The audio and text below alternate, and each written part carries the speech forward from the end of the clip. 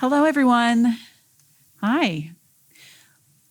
Welcome to our ASL lecture series presentation hosted by the ASL program and the Department of Linguistics. Before we begin, I have a few announcements. Also, the Wolf Humanities Center is our co-host.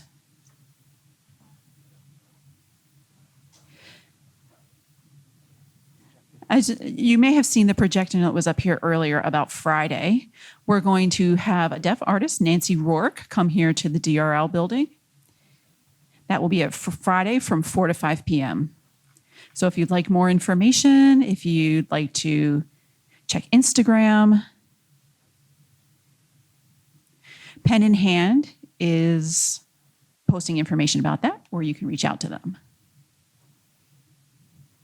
I would like to thank the Wolf Humanities Center and the ASL program here at the Department of Linguistics for the support to make this presentation possible. A lot of time and energy went into supporting this program, so thank you so much to Wolf Humanities. Also, ahead of time, I'd like to thank the interpreters for their hard work, so thank you. Now I'd like to introduce our presenter for the evening. Dr. Octavian Robinson is an associate professor of deaf studies at Gallaudet University. He earned his PhD in modern U.S. history with specializations in women and gender, African American studies, and disability. Although trained as a historian at The Ohio State University, he situates himself as an interdisciplinary disability studies scholar.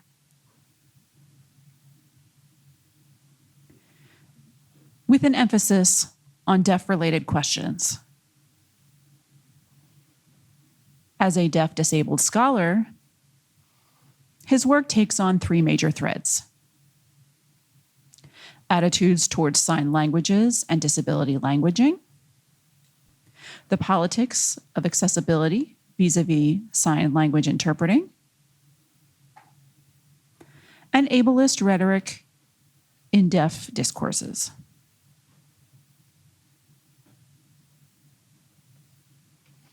He is particularly interested in how and why deaf people deployed respectability politics during the early 20th century to separate themselves from people with other disabilities. With his colleague John Henner,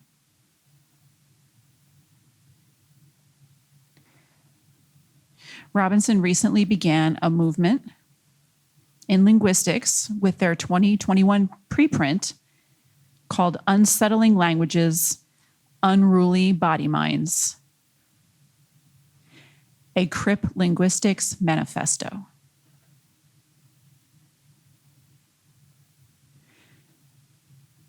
Which was formally published in 2023.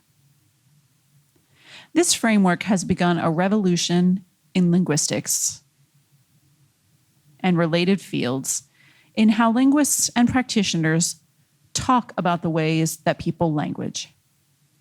Please help me welcome him tonight with his presentation, Nothing About Us Without Us, the liminal space between obscurity and the limelight. Thank you so much, and welcome, Dr. Robinson.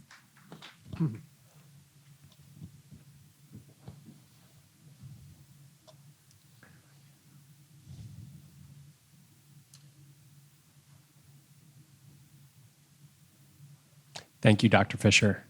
Hi, everyone. First, I want to thank the University of Pennsylvania and thank you to Professor Fisher and the ASL program and Wolf Center of Humanities to help me share my work with you and inviting me today. Professor Fisher talked a little bit about my work up to this point. For the last 10 years, I've shifted to focus on crip linguistics in disability language and attitudes and beliefs, within the deaf community and society at large, our relationship with sign language interpreters as well. I've been focusing on language and linguistics, and she invited me, so that really recharged my work to focus on deaf history and gender and linguistics. So it's nice to go back to my roots as a historian and revisit this work. I want to talk a little bit about this picture before we move ahead with my discussion. This is a famous picture from the Capitol March, the march on the Capitol during the Deaf President Now movement, which was week-long. These 4 individuals were student leaders of that protest. On the far right, the person with the glasses over there was Jerry Covell. To his side, his second gentleman is Greg Liebook, who was student body president and newly appointed as that at Gallaudet University. And his blazer that he's wearing is very famous and now is part of the Gallaudet University Alumni House Board of Trustees meeting room. It's housed there as reminiscent to this. Next to him is a woman by the name of Bridgetta Bourne. And I'll talk to her about her a little bit, and I'll use that as her sign name. And then the other person here is Tim Raris. These 4 individual students led that protest in their march to the Capitol. I want to share a little bit about my goals for this presentation. I don't necessarily want to be redundant about what we already know about the Deaf President Now movement. It's a canonical story by now. But what I want to do is really consider about the context and the historical significance and how this shaped the lives of deaf people and also impacted the mainstream culture and society at large. With that, I'd like to share a story which will tie into the end of my lecture. Yesterday, when I got here to Philadelphia via train from DC, I got off the train and the hotel wasn't too far away, so I decided to walk. It was a beautiful day, and I was walking along, and as I neared the intersection of my hotel, I waited at the intersection, and I saw this big sign there that was attached to a pole. And this is what it said: "Hi, my name is so-and-so." I won't tell you their name. And then below that, I teach American Sign Language online for children. Children that want after-school programming or activities, those that are homeschooled or in regular schools that want to learn American Sign Language, please reach out to me. Here is my phone number. I looked at that and I thought about this. And it posed many questions to me. First of all, who is this individual? Are they deaf?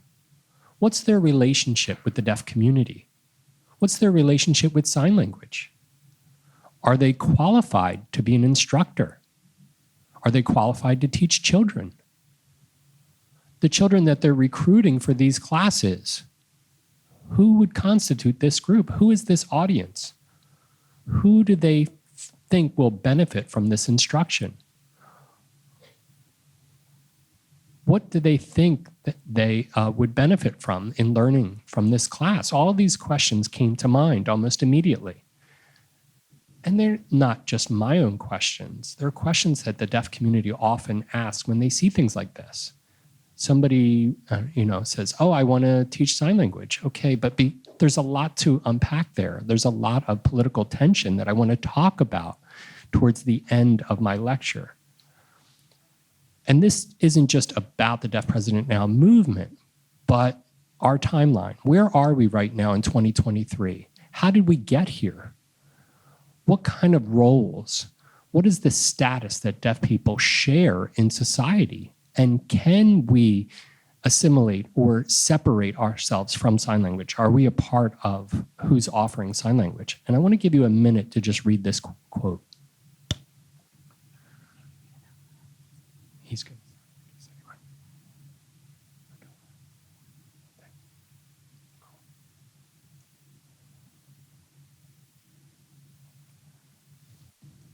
This was from Jacqueline Dowdhall, who was a scholar and a historian who wrote about the long civil rights movement. This is a very important quote. I lived through the Deaf President Now movement. I was 7 when it happened. I didn't necessarily understand the significance then, but my parents were hearing, and they said, yeah, well, this is going on at Gallaudet, and I didn't really understand the issues at hand. They didn't articulate those to me. But I knew something happened. And at 7 years old, how much do you really understand about the world and how it influences you as a youngster? But as I got older, into high school, I went to a school for the deaf, and they started teaching me about the Deaf President Now movement and what happened. My teacher was involved. And when I went to Gallaudet, there were many administrators and faculty and professors and staff that were a part of this as student protesters, as faculty and staff. And some of them became my friends. So as a historian, when I face this, there are some ethical questions and some challenges in how I write about this phenomenon because I'm friends with people that were directly involved. And the ethical questions that come up, it's not like I don't like an individual. Personally, I do. But if they played a primary role in the movement, trying to unpack that. The deaf community is small. And when I say that I'm writing about DPN, people want to share their stories. They want to tell me their perspectives, what went right, what went wrong. And I'm thinking, wait, I thought this was just a cocktail party, but you're telling me all your stories and your experiences about this event, and I can't necessarily enjoy myself tonight because of it. So I'm just going to go ahead and take notes and try to listen the best I can.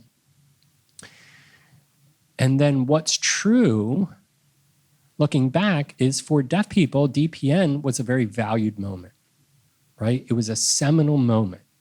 And that story, that week-long phenomenon, has been lionized and has been captured. And so to talk about DPN critically, to really unpack it, presents challenges. It's hard work. And sometimes people will come up to me and they say, Octavian, you're trying to destroy the deaf community. You're trying to destroy this one good thing that we had in our history. That's not my goal. My goal is to unpack this and help us to understand fully our politics, our positions, and our place within the world, our relationships with one another. And the frame that I bring to this conversation has to do with gender. Gender plays a larger role within DPN than many of us realize or know or acknowledge. And so when we look at this golden moment, how much of this is reminiscent and how much actually happened? When I got to Gallaudet, there was a huge celebration of this movement. They invested money and time. They had panelists, events. There was a whole gala, a party for a week-long celebration. King Jordan was there. He presented. People lauded this. They talked about their wonderful stories. And every year, I remember my first year there, my job as a student was to video and document the event. And I thought about this and I thought, wow, King Jordan is there. It was almost like a cult-like status. You could not criticize this guy at all. He was revered. So I'm thinking, are we celebrating the person more than the movement? More than the idea that the movement stood for? I wondered. And I started to think about this in my videos. I found it a little odd. At the same time, I understood the importance of that moment. This quote really resonated with me. Now, before I proceed, I want to go back to really what happened at DPN and how we really got there. How did this happen?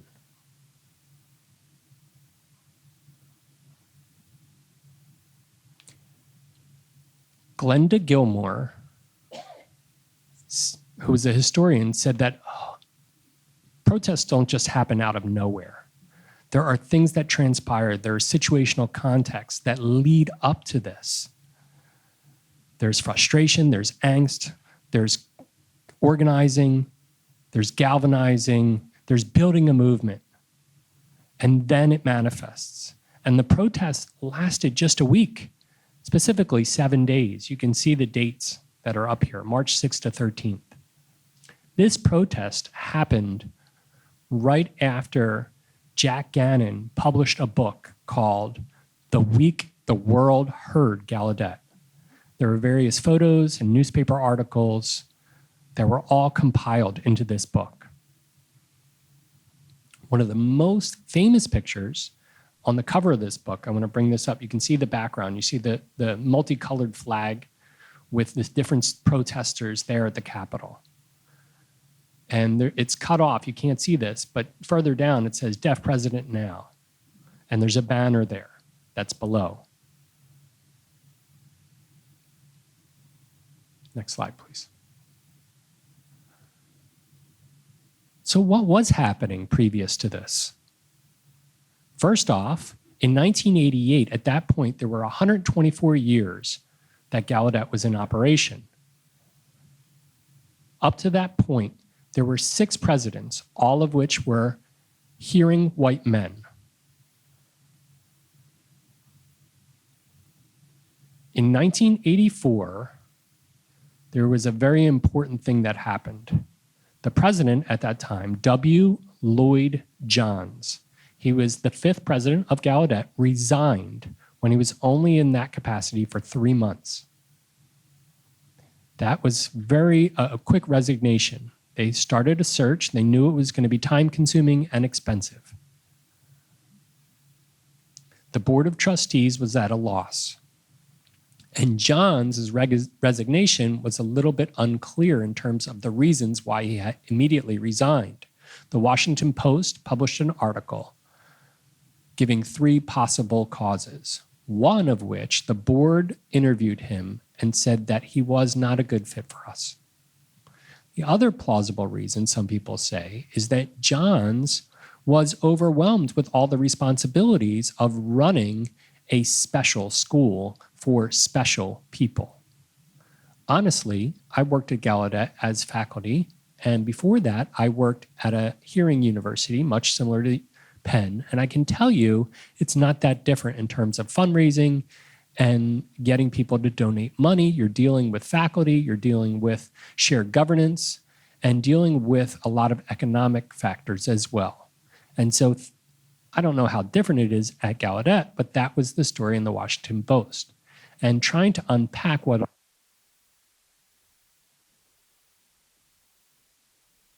people, what kind of ideology does that imply about deaf people and our special needs? The other plausible reason was that Johns' wife did not like her role as Gallaudet's first lady.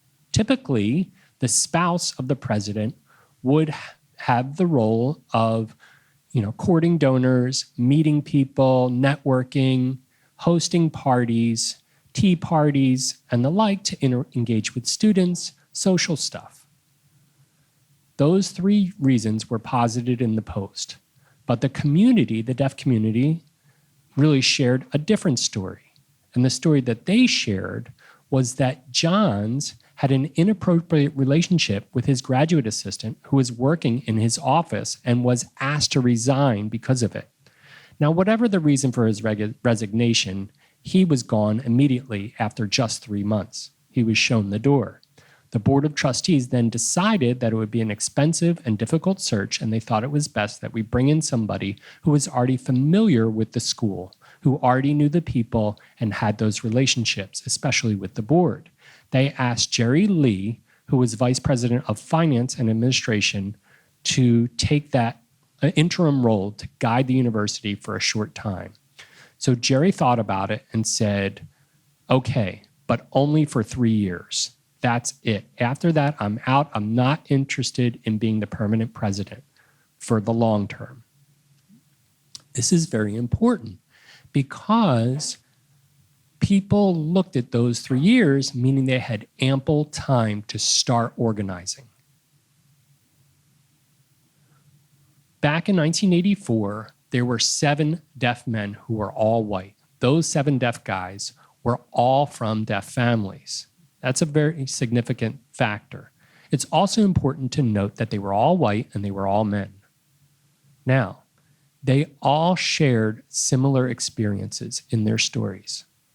They said, my parents were deaf and they were either a printer or they worked at the post office. They worked as a school teacher. But the rest of my family, my cousins, my uncles, my brothers, my grandparents, and the like, were all lawyers and doctors and judges and white-collar working professionals. But we are limited in our opportunities in this world because we are deaf. We experience that oppression, and we need to somehow break through those barriers. Those 7 gentlemen started organizing. They started conversations with the community. They knew it was time to have a deaf president. Up to that point, that had not been the reality. They started asking people if those that had advanced degrees, terminal degrees, whether they had a background in higher ed or school administration, to please join their numbers and to apply. There were many women colleges that already had women presidents up to that point. Black colleges and universities had had Black presidents. Jewish universities, different yeshivas have had Jewish presidents, so why weren't deaf people afforded the same leaders that represented their community? They asked around, and the movement started to swell. And they knew that they needed to start more planning. And so when the board started the search, they had ready applicants that had a very robust background and relationships with the college. They were good applicants, and they knew that they could not be denied. That was 3 years' time of work and preparing to grow the movement and support for the deaf president.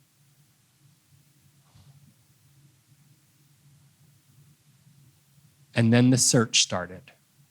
And the board conducted their interviews, and they picked 3 finalists, 2 of which were deaf. The community felt mostly positive about the phenomenon, and obviously they knew that the time was now. The disability rights movement up to that point, from the 50s and 60s and 70s, had successes along with the civil rights movement, which meant that it was our turn. That's what should have happened. And obviously the writing was on the wall. Here were the 3 finalists. First was a Dr. Elizabeth Zinser. She was vice chancellor of the University of North Carolina in Greensboro. Next to her, I. King Jordan, who was dean at Gallaudet and was a faculty member for many years, and he knew the university very well and had very strong relationships with people on campus. And then the last person is Harvey Corson, Dr. Corson. Back then, he was superintendent of the Louisiana School for the Deaf, and he was on the board of trustees for Gallaudet as well. These were the 3 white candidates, 2 male, 1 female. The community, by and large, said we have to have a deaf person, not a surprise, right?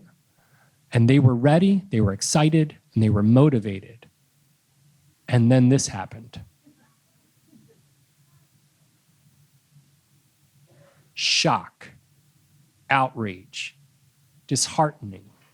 Typically, the board would announce the new president on stage. Here, I'd like to announce our president.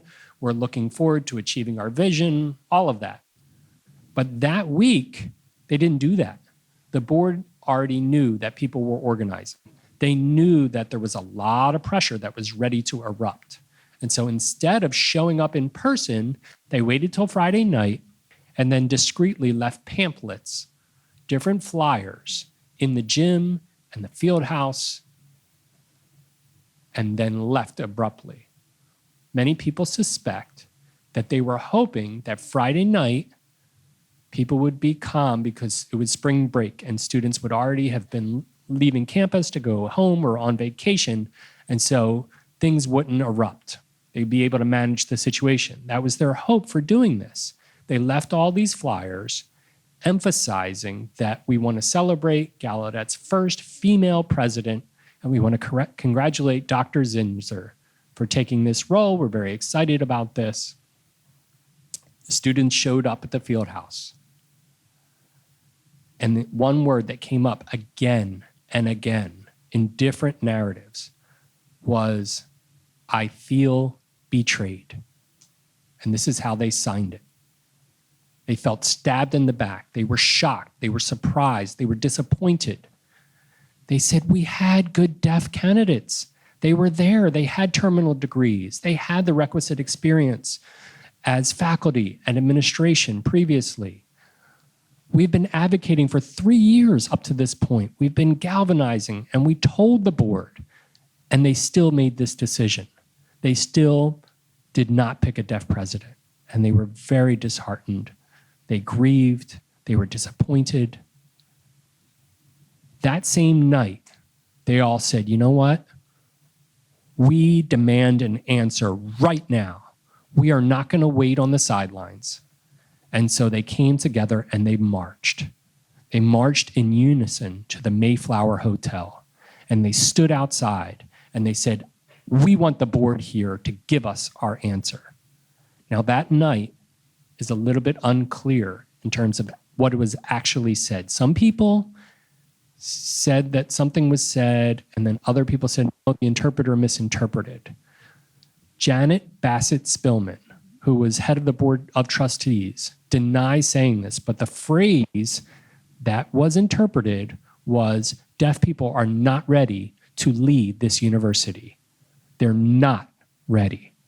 And the deaf students' response was, "Well, what's the point of the university? We've been around for over 120 years.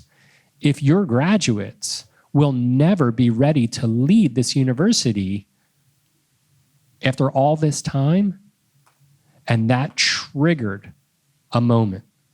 And Janet Bassett Spillman again and again said, "Oh, no, I never said that. I didn't say they were not ready. I never said that." And the interpreter said, "Actually, yeah, you did." So that was the catalyst of a week-long protest. During that week, there were many things that transpired. First off, the students barred entry out of the campus. They flattened all the tires of the school buses so people couldn't get in or out. They hosted many rallies to talk about the issues. They made signs. They rallied. They made effigies that they would later burn. They talked with legislators. The American Union of Postal Workers, their president was interviewed and said, "We buy into your protest." All of these deaf post office workers, which was a good option for people back then, were on board to the students' protest. Reverend Jesse Jackson, who was very involved in the civil rights movement, also showed up and supported our struggle and our shared experience of oppression.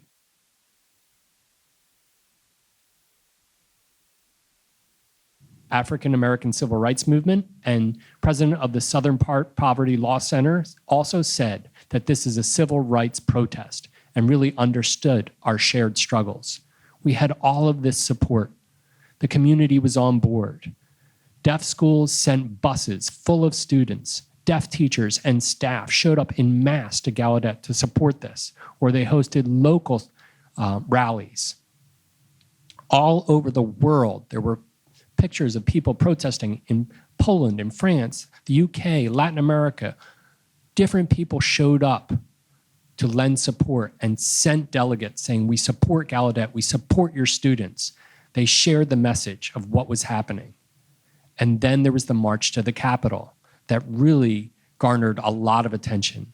And it said, "We still have a dream," is what it said on the banner as they marched to the Capitol. And then not least, what was also important, and this is why I'm saving this till later, was the media. One scholar, Nancy Kinnicky, this is her name sign, she wrote an article saying one of the most important factors that really led to the movement was control of the media narrative. From its inception, from the beginning, Greg Liebock was young, he was good looking, he was charming, and he was brought onto television. He did various interviews, including the Nightline News, primetime television. There were news articles that were written all about this. And so we controlled the media narrative, which really got more support.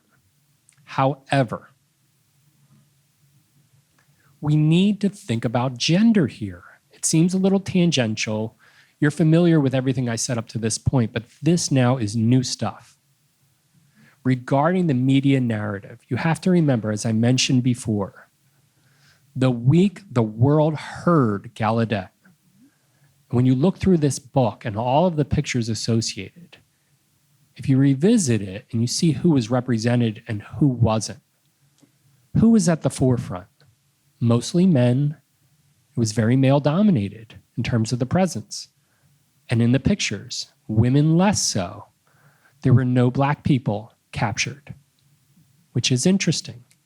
And then when we read various books and research and articles about the Deaf President Now movement, oftentimes it will mention Jesse Jackson, Julian Bond, who are very involved and supportive. But the pictures of Black students and female students are very hard to come by. They're not there. They're so absent that I had to ask my friend who was a Black man who was there at DPN, at Gallaudet, I said, did any Black deaf students at Gallaudet support the protest? And he said, overwhelmingly, yes, we were involved, we were supportive, we were there. And I thought, okay, but you're not captured in any of these photos, in any of the media. Your faces are not there. They are absent in all of the media narrative and the historical narrative. It's all been erased. What does that mean?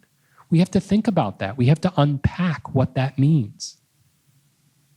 At the same time, Kinnicky says that the media is instrumental, that it is key to DPN's success. Now remember, as I mentioned, we had 2 finalists that were deaf, both male, and then we had those 7 deaf duck protesters who were organizers. They were all white deaf men, and the student leaders at that point in the beginning were 3 white deaf guys. Where was the female representation? We're talking about the first female president of Gallaudet University, which was a huge stride and knocked down a barrier. It looked like a fight between the female chair of the board and the first women president of the board against an angry white deaf group of protesters. And what we didn't realize is that in all of the writings and scholarly research about Deaf President Now, we have overlooked or blurred or erased the significant role of deaf women in shaping and framing the media narrative. Now, who's responsible for the media narrative? You have Jackie Roth, who now lives in New York. And then we have Jane Norman, who passed away a few years ago. These 2 women had a strong historical background about in relation to PR and media and communications, and they knew how to look on camera. They knew how to talk to the media, and those 2 women were not involved in, or not in this historical documentation, but it had a huge effect that really shaped the Deaf President Now movement and its outcomes. Now, they coached the students on how to talk to the media and how to handle the interviews, how to avoid certain questions and how to answer certain questions. They were with Greg Liebock on his primetime TV interview to coach him about how to look, how to talk, address the points, don't go off on a tangent, be confident, really, show agency. They handled all of the media, all the interviews, all of those interactions. They had a huge contribution as well. They said, if we don't pick a female student to be involved in the leadership, it will look like a fight between two hearing women and a group of angry deaf guys. We need to fix that perspective.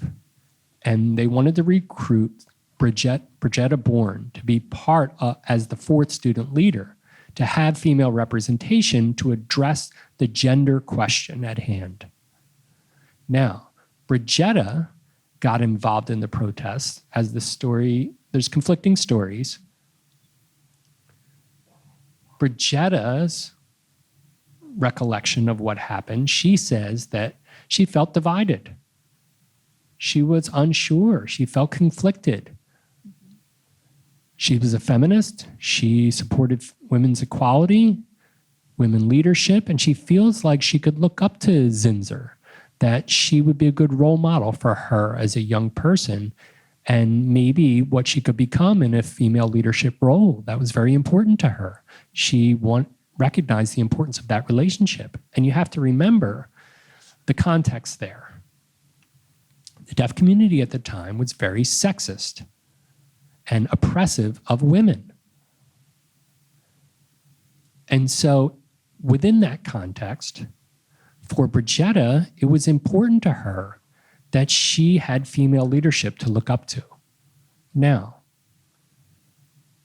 on the other hand, she said, I'm deaf, and deaf people face barriers. We don't assume positions of leadership. I don't know whether I should be a part of this. She was very ambivalent about this and struggled for quite some time. And then, this is where the story parts. There was a conversation with Dr. Rosen, who was an administrator at Gallaudet, one of the earliest deaf people to earn a PhD degree. They sat down and they talked. And Roz Rosen said, we've got to be involved in this protest. This is a deaf university. We need deaf leadership. Women have had opportunities, but this is Gallaudet. This is different. The other story that's been passed along is that there was a guy who was a student at Gallaudet, and I interviewed him, and he said, when I went into that room with all the students there, and I reached out to Brigetta, and I'll enact what it is. And he says, you're a woman, come on, but you're deaf first, just like all of us, right? What's wrong with you? Join us. Was there oppression? Was there bullying? Was there pressure, peer pressure? Either way, Brigetta relented, and she became the fourth student leader of the protest to really help balance the gender problem. Now, during that time, there were two very big things that were written. There was Marlee Matlin, who won the Academy Award for her performance in Children of a Lesser God. And she said, yes, I support this protest. She said, nothing about us, like we need women leadership.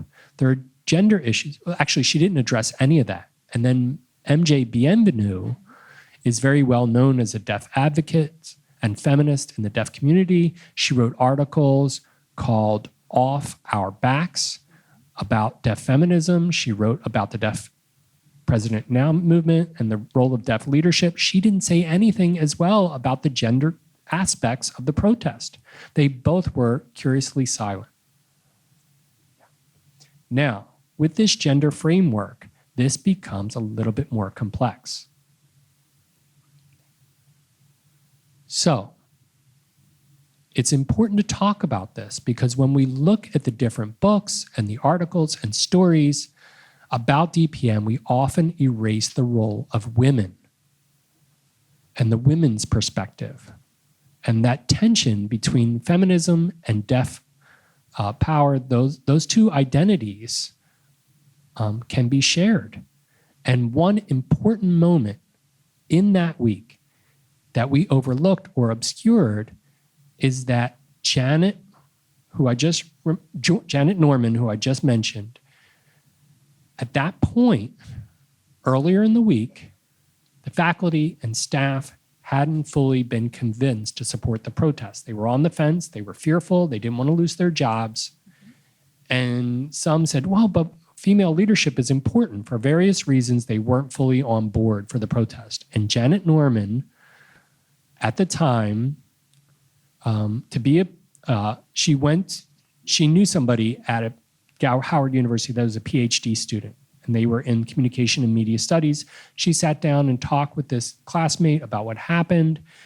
People at Howard were very inspired by the news and the attention, and Janet said, you know what? The faculty and staff haven't fully bought in. They're not supporting the protests. We're struggling to convince them. We don't know how to do this. And one of her classmates says, you know what? I'll go with you to Gallaudet and I'll talk to your people. Janet Norman said, fine, come on along. They go to Gallaudet to present to the faculty in a room very similar to this setting. And then they went back and forth, whether the faculty should support the protest and the students, and if they're hearing, should they be involved? There were many hearing faculty and staff that wondered what their role was, what the boundaries should be, and treaded carefully. And then Janet Norman said, I have a friend who would like to address you. And she's been involved in the Black civil rights movement. She's very knowledgeable about the issues. Can she address you? They brought her up on stage, and she just said one thing. She said, as a performance, stop the system, stop the system, stop the system, stop the system. This is the same system that oppresses and divides us. It needs to be dismantled. And she sat down, and people that I interviewed said, we remember that moment. We remember that happening, and that convinced us. We supported the protest. But when I asked for her name, people didn't remember that. They didn't know. And I scoured through the evidence, and I finally found somebody who remembered, and I documented her name so that we don't forget her. Her name was, I don't know how to pronounce it, but we'll try our best, Joaquinlia Musil.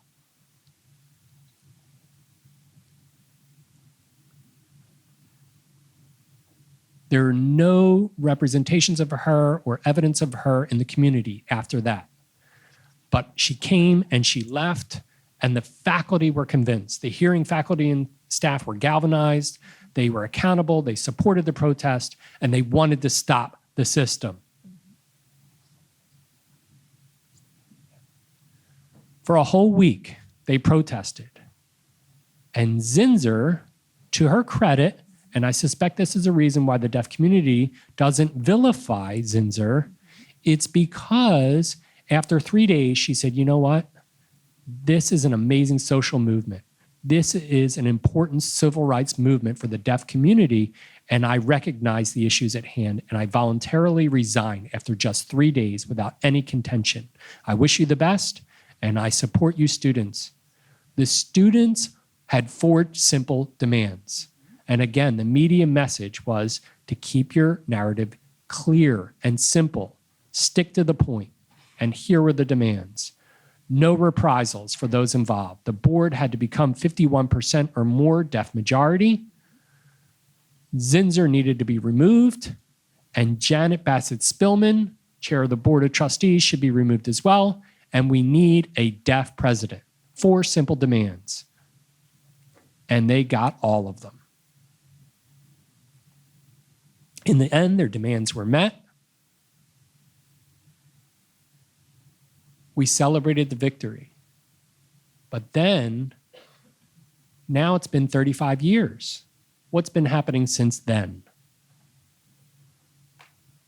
David Perry wrote this quote. I'll give you some time to read it.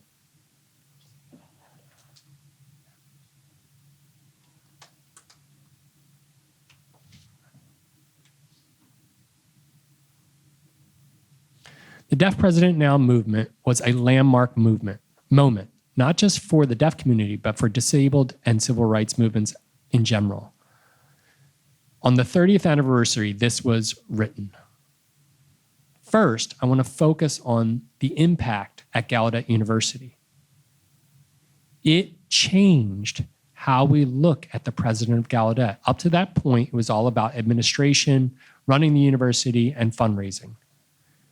And then there was a new role for Gallaudet presidents, to be a role model for deaf people all over the world, to showcase what deaf people can do and how we can successfully lead, how we can be accountable for ourselves, that we are capable, and to show that to the world.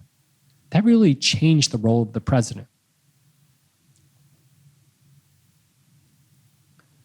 Senator Tom Harkin, who's from Iowa and also has a deaf brother, in 1993, 5 years after this, said that in the last 5 years, we have passed more laws related to disability rights than in the 216 years of our country. All of these laws have been enacted.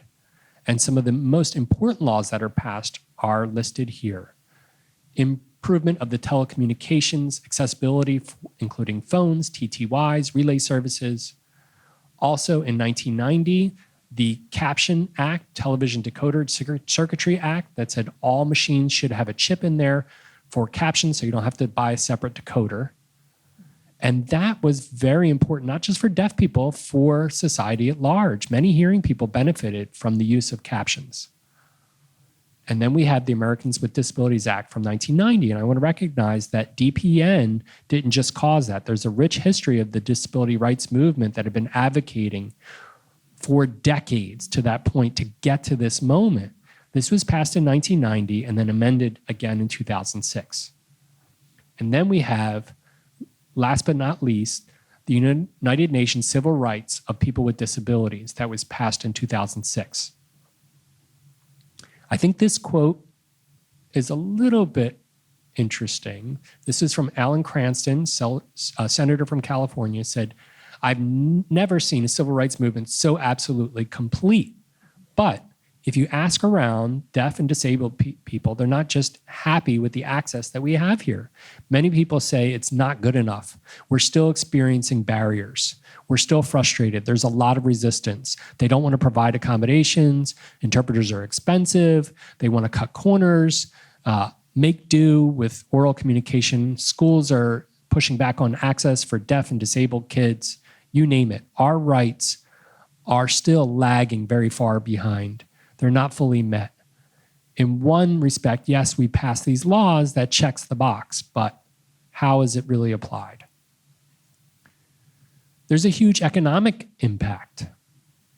There are more deaf people in leadership at schools, administrating, higher education, advanced degrees, all over the world. There are many colleges and universities, higher ed programs for deaf students that we don't have to just rely on Gallaudet. There are many other programs. It has expanded the deaf ecosystem, the deaf economy that supports various businesses, restaurants, breweries, artists, vendors, digital design, you name it. Sign language has become in vogue. The attention to sign language has really exponentially grown. People love sign language. They notice interpreters on television, deaf people on reality shows, TV shows all about deaf people, like Switched at Birth. Your generation might be familiar with that. More presence in the public media, deaf people in public spheres. That has really changed. Now you have to remember, I think it's important to remember that deaf people are one of the lowest incidents of disability. There aren't that many of us, but our visibility in the media in comparison is very large. But my question is it deaf people or signers? There's a difference there. Sign language is now a hot commodity. It's the third most popular language of instruction in higher ed in our country. High schools everywhere are now offering American Sign Language. Baby sign language classes are a big business. I went to airports in Europe, and there are plenty of baby sign language books about ASL. I didn't necessarily understand that in Europe, but here we are.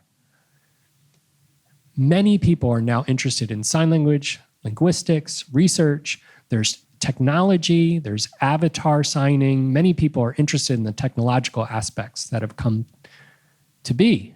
And then it's fodder for media jokes. There are different clips that are funny to see what people can do with their expressions and their sign language and how interpreters might look like zombies, or maybe they misinterpret things, or they interpret music, or they edit videos that become viral online. And signing now is immensely popular. And people are so excited just about sign language. And again, that's separate from deaf people. They just think signing is cool. But there are some issues associated with that. Here we are. The popularity of sign language does not equate to our linguistic human rights as deaf people. It doesn't. Deaf people still have the same struggles with language deprivation. 70% of deaf people are born, 95% of deaf children are born to hearing families. 70% of those families have no exposure to sign language. The families don't learn sign. That's a huge amount of people. And the consequences of language deprivation are stark. In the 1960s, there was a psychologist, Vernon McKay, who first recognized that there was a problem with deaf people, and he called it deaf people have primitive relationships with their emotions. They're dysregulated. They don't know how to solve their own emotional problems. They don't know how to communicate. They don't know how to live independently or function independently, that there's a problem there. And in less than 10 years, the psychologists say, we need to reframe this. It's called language deprivation, which means that they don't have access to sign language. Deaf kids don't acquire language early on. They don't have the tools to manage their feelings. They don't acquire the tools to communicate. They don't find the tools that they need to succeed as adults later in life. So when we finally figure this out, that they're oral failures, they don't succeed with spoken language, and they need to start learning sign, the window for language acquisition has closed. And then there are other associated consequences as well. Now, language deprivation is still ever present, and it's an epidemic. Even though we have the third most popular language, that doesn't translate that deaf kids must have access to sign language. It's absent. There are some dissonances that I often think about. ASL is a language of instruction. So for hearing people, it's great. Yeah, you should all learn sign language. It's so beneficial for all of these reasons, right? It's wonderful to learn, and there are all these course offerings, but not for deaf kids. No, no, no. Don't teach them sign language. Don't teach deaf adults sign language. That's not necessary. Do they need formal ASL instruction? Nah, I don't think so. Those things are denied. Also, sign language is seen for entertainment, for fun, to play with language, to be humorous, to make videos on YouTube or TikTok, to have a hearing person that uses sign language and plays with music. But with access, they say, oh, no, your interpreter's in the way. No, we don't want to see your interpreter. Your interpreter is expensive. Your interpreter in the classroom is intrusive. The teacher is there. We don't need an interpreter. What's the interpreter there for anyway? Are they here for access? No, you don't need them. And so there are stories of things that have happened like this. In New York City, we had 100,000 deaf people who live there, about 100,000. So we definitely don't have enough interpreters for all of those people. We just don't. There's a private event where they hired an interpreter to show up to interpret. And this interpreter shows up and they say, okay, so where are the deaf people to interpret for? And they said, oh, no. We just wanted you to kind of do that thing with your hands, like wave them for entertainment so that we can enjoy that at our party. And they said, but there's no deaf people. And they said, no, you're not here for access. And the interpreter said, hold on a second. Right now, can you estimate how many deaf people are in the emergency room waiting for an interpreter to show up for hours on end? How many deaf people are sitting at night court for hours on end because they don't have an interpreter available? What's going on here? There's a dissonance there. And then it's fine to use it at home, right? Baby sign language is immensely popular. It's great for early communication, cuts down on tantruming, and it increases the relationship with the parents, their visual, their spatial skills. It's easily to acquire than other languages. It improves their ability at math. There are all of these benefits for these hearing babies, right? But for deaf babies, the system, whether it's the doctors, the audiologists, the speech therapists, the politicians, the policymakers, the educators, tell the parents, no, this is not the answer for your deaf children. If you teach them sign language, they'll never learn to speak. They'll be delayed. They'll have linguistic problems. They'll have cognitive difficulties. All of these things are said to dissuade these parents. So it's good for hearing babies, but even though deaf babies have have visual orientation, and we know about language deprivation, they're still denied and provided resources and access. They're not provided classes for the parents to learn. There's a dissonance there. And then for research, there are plenty of hearing people that are learning sign language linguistics. They're trying the technology. They're interested in the scholarly inquiry. But a lot of people say, like, oh yeah, that's me. I'm trying to navigate who I am, right? Or, there was one story that came up, and this happened in April in the Annals of Tourism Research. They published an article, and it was called The New Agenda for Deaf Tourism Research. They published an article, and the three people that penned it had no relationship with the deaf community, no relationship with sign language, had never done any of this kind of research to do with deaf people at all. And they decided to write the agenda for deaf tourism research. And they said, why don't we think of new methods, new deaf ways to advance research using film? Okay, all right, sounds cool on its surface. People lauded it. They thought it was great. But then I wrote a letter to the journal and I said, deaf people have been doing this work for quite a few years, and I gave them the names of deaf scholars that have been doing that research on deaf tourism. And I explained that these scholars have already done this work, and there have been several different videos that have to do with this tourism research. And their reply was, oh, but they didn't publish it in academic journals, therefore your work is invalid. It doesn't count. Wait, you said video should be included in a new way of sharing information, a new way of sharing the research. You said that yourself, and then you're saying that it's not good enough for us. There's a conflict there, and that happens all the time. They celebrate hearing scholars and their research in sign language, but the deaf people are discounted and marginalized and looked down upon.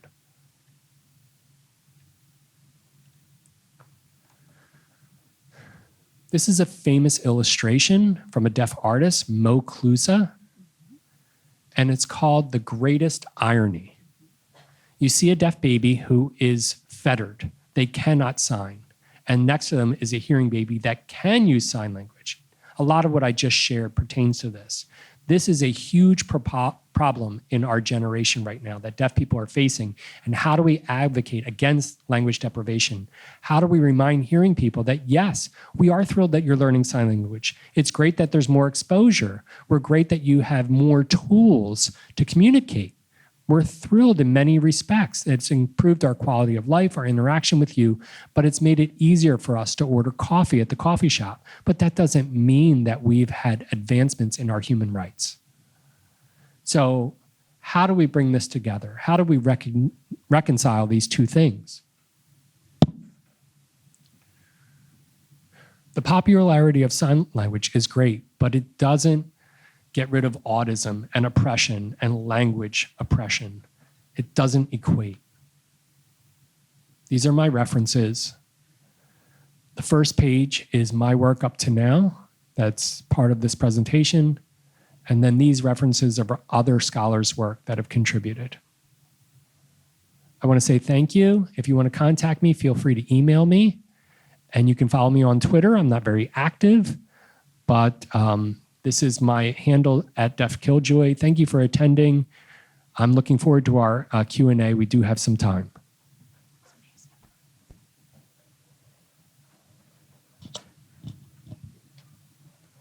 Thank you. That was a beautiful presentation. Thank you so much. Now we have plenty of time for questions. If you're going to sign your question, please come up onto the stage.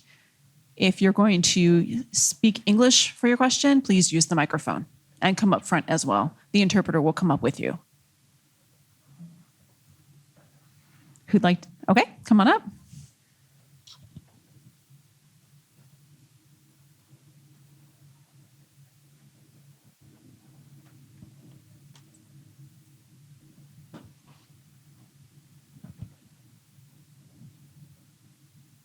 Thank you so much for. Can everybody see me okay? Okay, this might be a good spot. All right. Thank you so much for coming to the University of Penn. This was an amazing presentation. I'd like to ask you, as a hearing person, I've wondered how hearing people can support deaf people and be allies to the deaf community.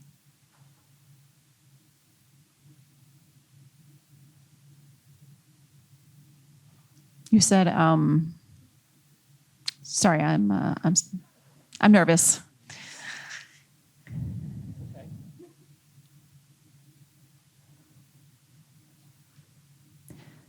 You say that hearing people get a lot of the attention in the realm of sign language and deaf people are brushed to the side. So how then can hearing people turn the tables on that and put the focus back on the deaf community? Thank you for your question. I get this question a lot, and there's not an easy answer.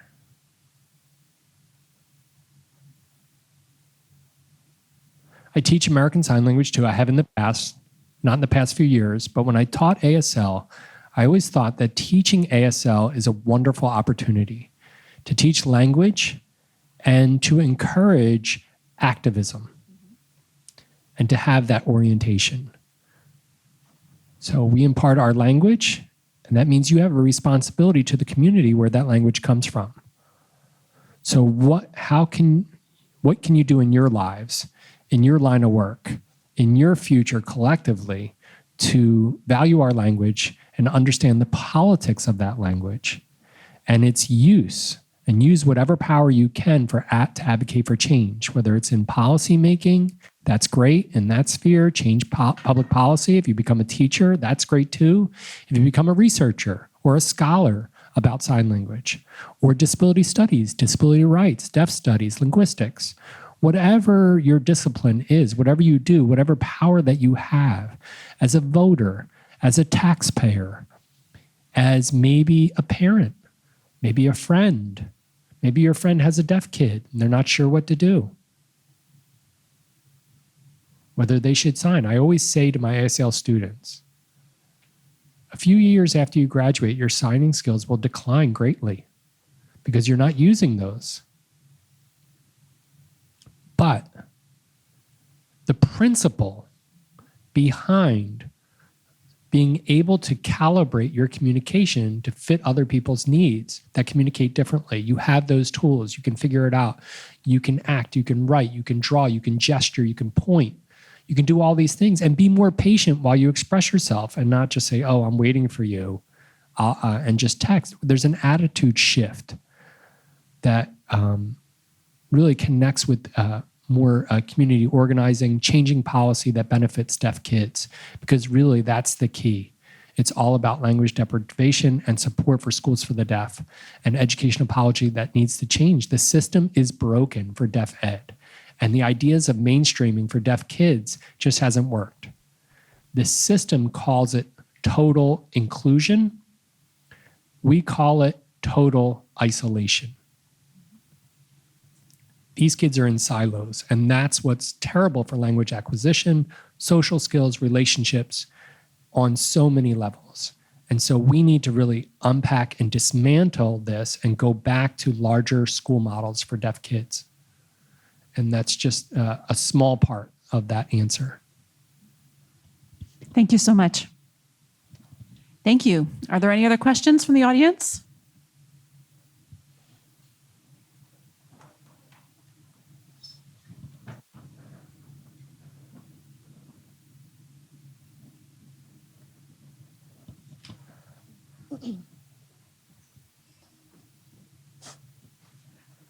This might be a dumb and poorly worded question, but I asked that if there are any, apparently there are medical issues according to doctors that deaf people learning ASL or deaf babies learning ASL, right?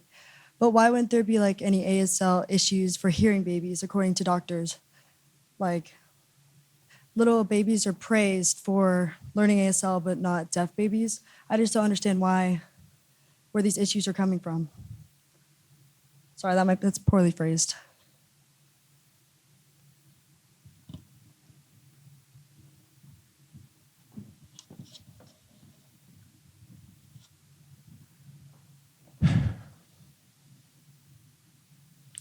I think I need a whole semester of history class to answer that question, but it started long ago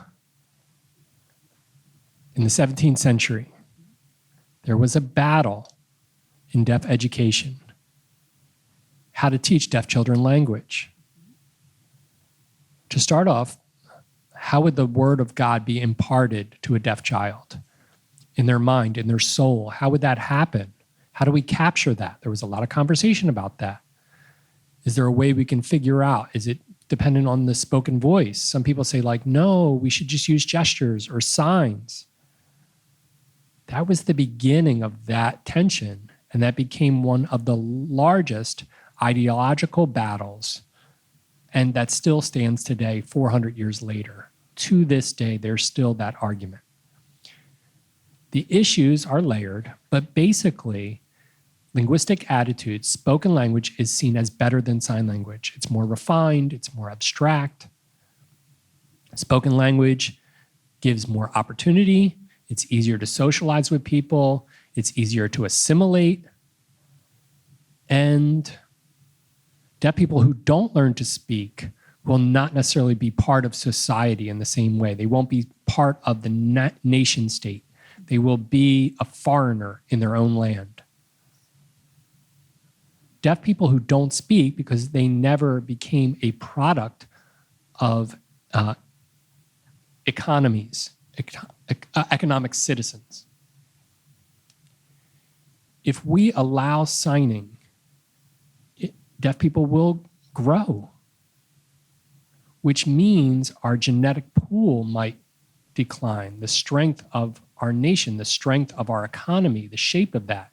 And it all ties to the ideas of compulsory fluency, where basically we expect everyone to speak fluently, to not stutter, not to stammer, not to have a lisp, not to have an accent that doesn't belong. All of that means standardization for spoken language, which deaf people are compelled to. And the concern for deaf kids is with their hearing loss, their opportunities to acquire spoken language is minimized. And so they make every effort possible to teach them spoken language. Because they know once deaf people are exposed to visual language, that's our natural language. We'll naturally gravitate to that. It's fully visual, it's accessible. And we have a history of deaf kids being put in oral schools where they're signing underground. And then when they graduate and they get out in the real world and they find other deaf people, they get into the signing world and don't speak altogether. That's our natural preference, but the system wants to stop that from happening in the first place with every effort possible. And that's rooted in 400 years of that ideology. Thank you. Yes, come on up.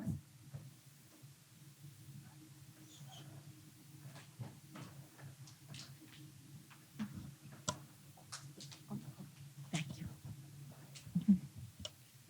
Thank you.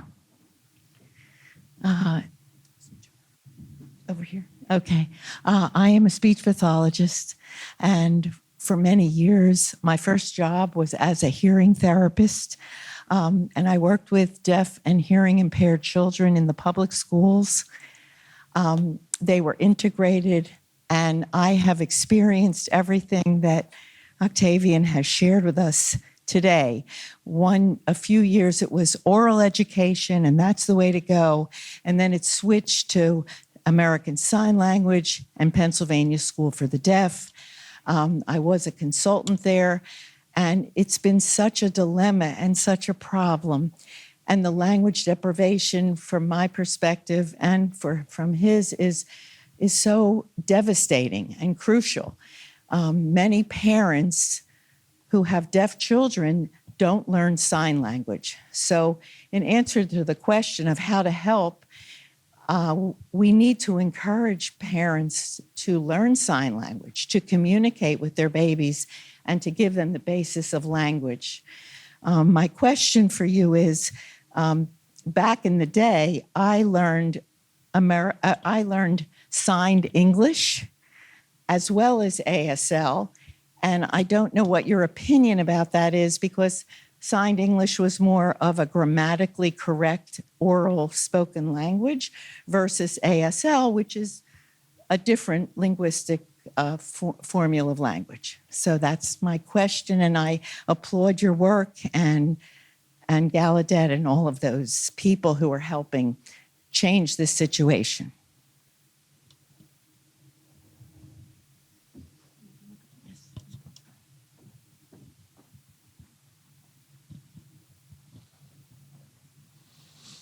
Okay, I'll borrow a quote from my friend who was a past cognitive scientist / linguist.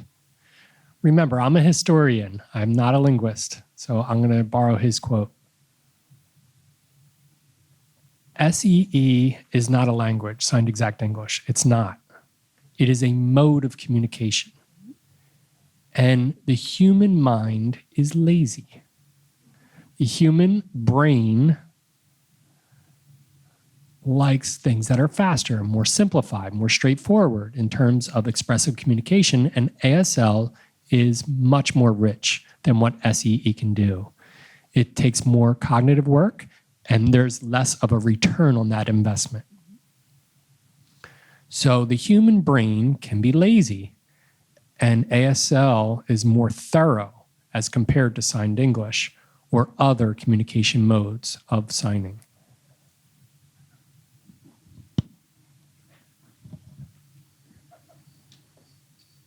Yes, come on up. Yep.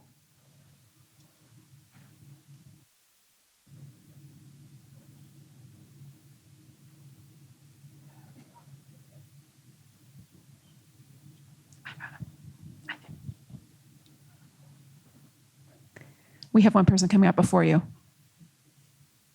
Oh, okay. Come on up.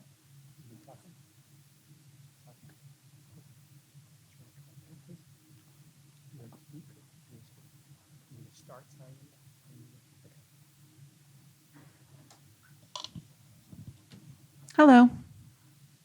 Can everybody see me okay? First of all, thank you so much for coming to Penn. Your talk was very interesting. So my question for you is,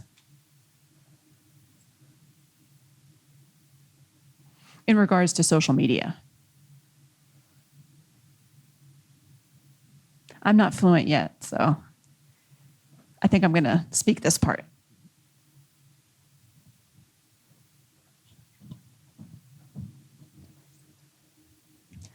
So my question is about social media involving like the popularity of sign language. I think a lot like in my generation with like TikTok and Instagram, there is this like explosion of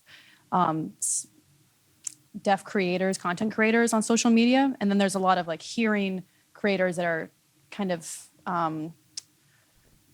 like imitating that. They're like, they were wanting to learn, but some of that is translating to them teaching, even though they should not be teaching, they're not qualified. But then there's also the benefit of social media in showing more hearing young people or people in general using social media about the deaf community and about ASL. So I kind of wanted to ask you what your opinion is on the role of social media in advancing both ASL and then also more importantly, human rights for the deaf community, linguistic human rights for the deaf community.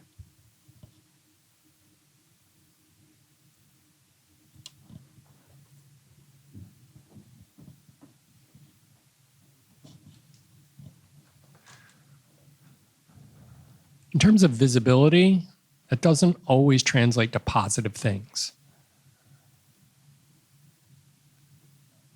One of the big issues is that sign language in social media is divorced from the policy of accessibility.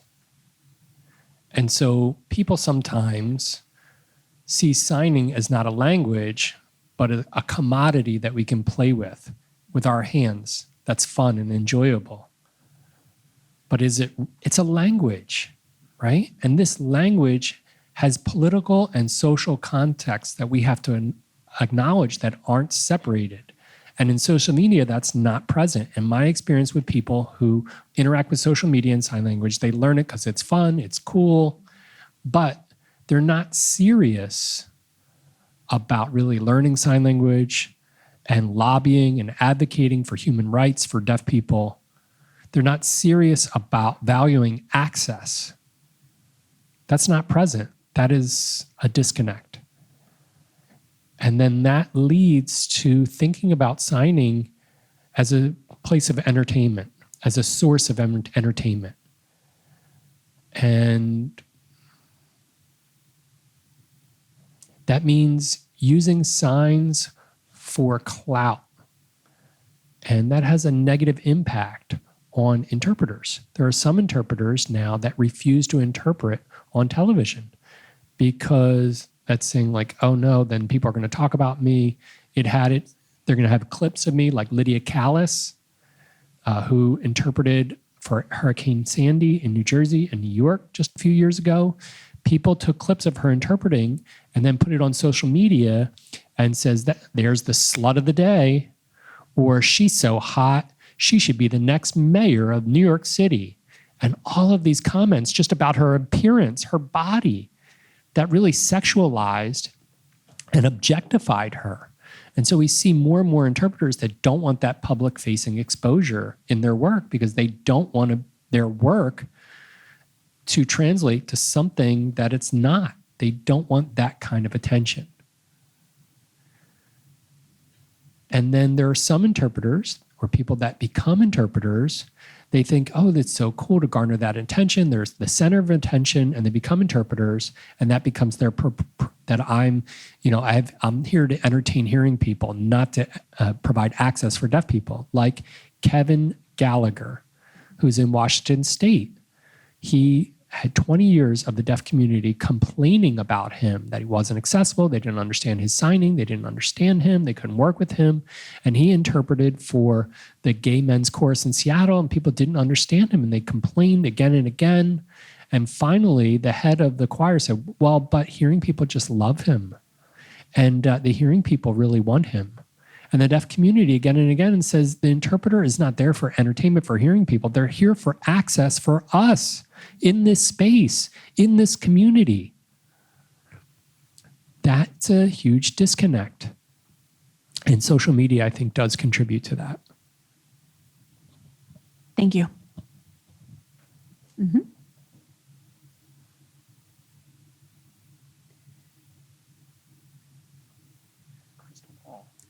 If you had a crystal ball, if you saw a lot of changes, what would the future look like for you in your vision 20 or 30 years out?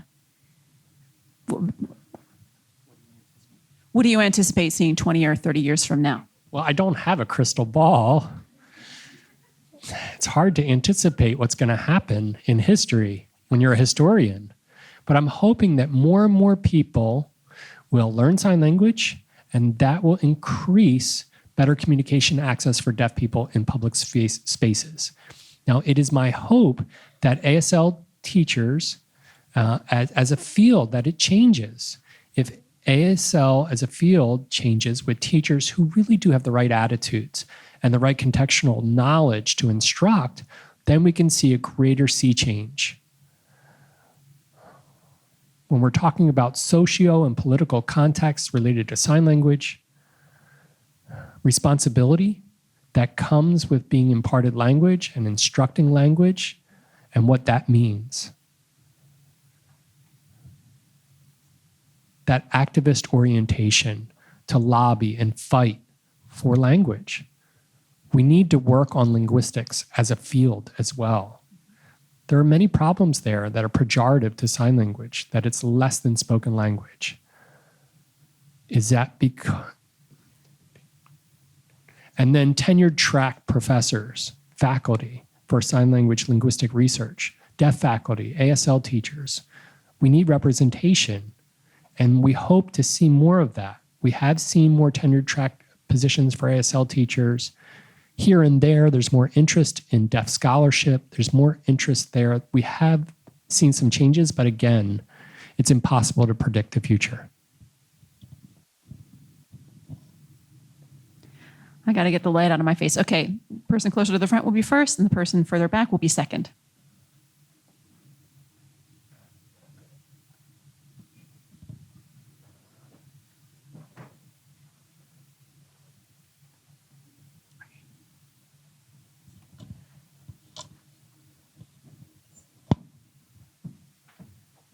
Hello, thank you again for coming tonight. Not to put you on the spot as the sole representative of the deaf community, but I wanted to know if you knew of any mobilization that's happening right now about the Atchison Hotels case that was just before the Supreme Court.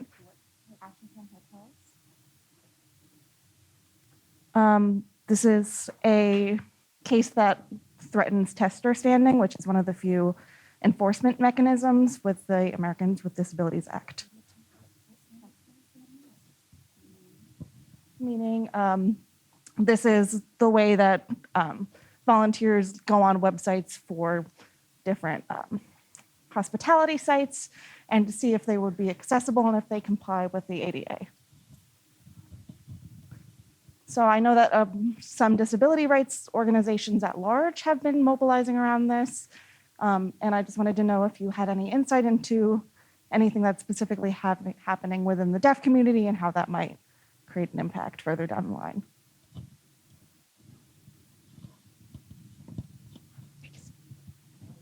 Oh, no, you're good, you're good. I just wasn't familiar, so I needed clarification. To tell you the truth, that issue has not come up in our circles. Our focus is a lot more on language policy, language planning, deaf education, language implications for deaf kids, and access in public spheres. We're not satisfied with ADA, but our issue, the areas of concern are a little bit different.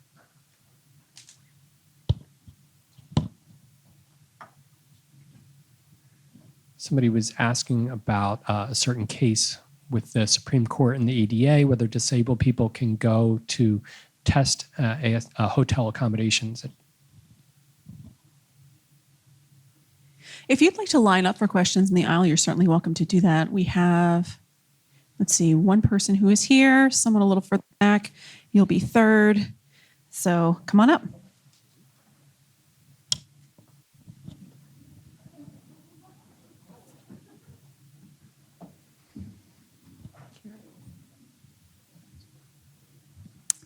Hi. So first of all, thank you. Ooh.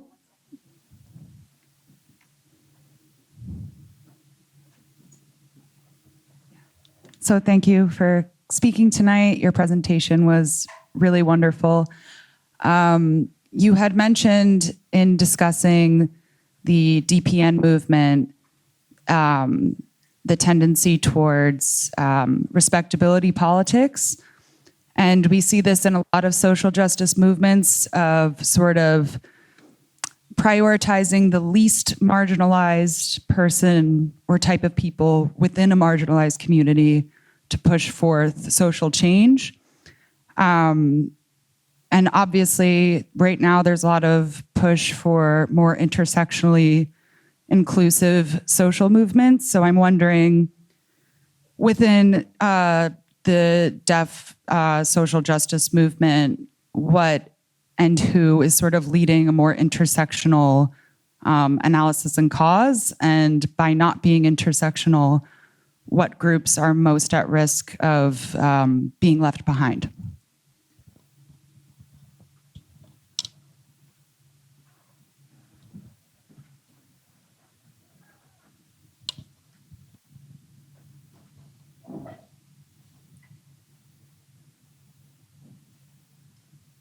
Yes, respectability politics does have a primary role in deaf history and in different social movements up to now. My original work was on respectability politics in the deaf community during the late 19th century. People on the front lines usually are white deaf men, typically, cis, heterosexual, abled. And what I can share is that I use the term community very loosely here. It's a very complicated political question apart from that. But the community is very conservative.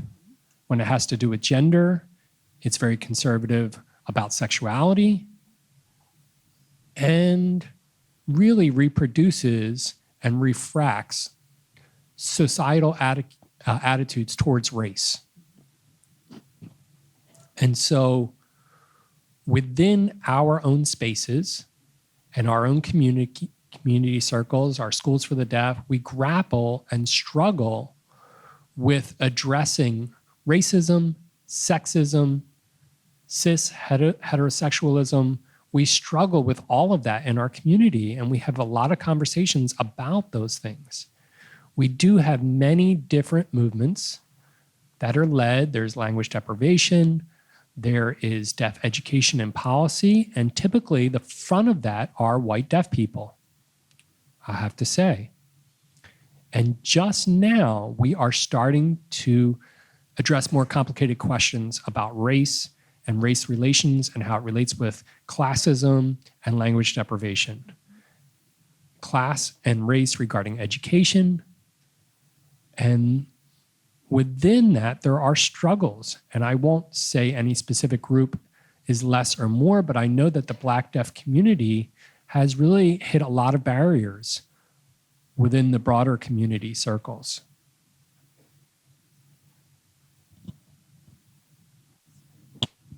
To be honest with you, I think we have time for one, maybe two more questions. So who was up next? I'm going to sign. Okay. Hello. Got to move where I can be seen. Okay. Thank you.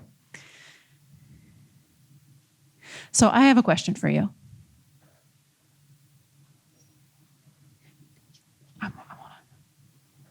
Regarding mainstream, how should deaf students be mainstreamed in public school education? So is the question you're about just mainstreaming with one deaf child alone in a classroom or a general mainstreaming environment? As far as sign language acquisition is concerned. I would say it's mostly negative for deaf children. They don't have the language models in mainstream settings. Typically, the interpreters are new, they're recent graduates of ITP programs, and they don't sign very fluently. The other thing is that there are many school districts that when you look at a qualified interpreter, they just call them a classroom aide. Oh yeah, we have a classroom aide that signs, therefore we don't need to provide an interpreter. And so the classroom aide maybe has only taken a few semesters of American Sign Language and they're not fluent in any respect. And it is a language justice issue that deaf children have the most skills, the most competent signers as their role models, both adults and fellow children. They need that peer development, their social emotional development. They're playing with language. They learn language by playing with it, and we don't necessarily do that with adults. Being able to play around with language with their peers is absent in mainstream settings. All of that has a detrimental impact. Plus, what does it do to their self-esteem when they are the only deaf kid in their school? And I assure you that most of them experience bullying as well. So I would say that this is not ever a good situation for a deaf child. Thank you. Okay, last question. Who wants to take it?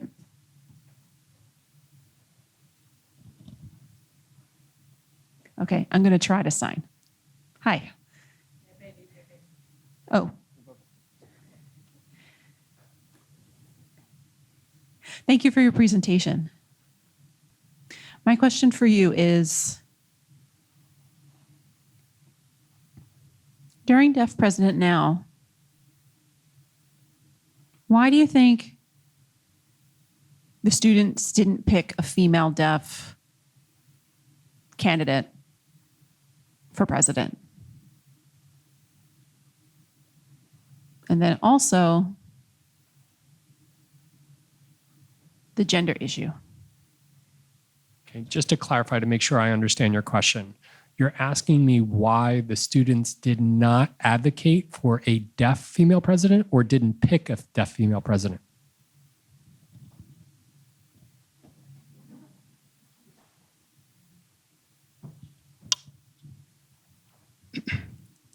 So what I was trying to say is, so the students, they tried to find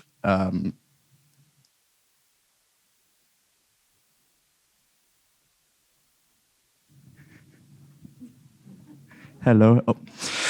So if I remember correctly, the students tried to find a deaf candidate that had graduated from higher education to present, so that they would be elected instead of a hearing candidate for presidency.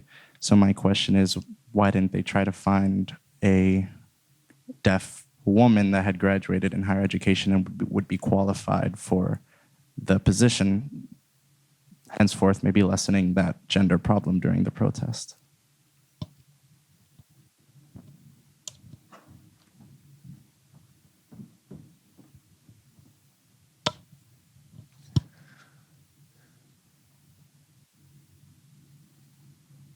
First, who was the movement led by? 6 deaf alumni of Gallaudet University, or 7, Gallaudet University.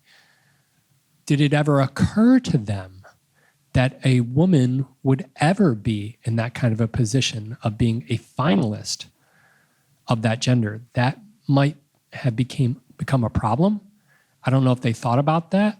I'm not a mind reader. I'd have to ask them again what they thought. But maybe they assumed that the finalist would be yet another hearing white male, because historically that had been up to that point. And then I think for them, as I just mentioned, the deaf community is very conservative in terms of gender and gendered politics.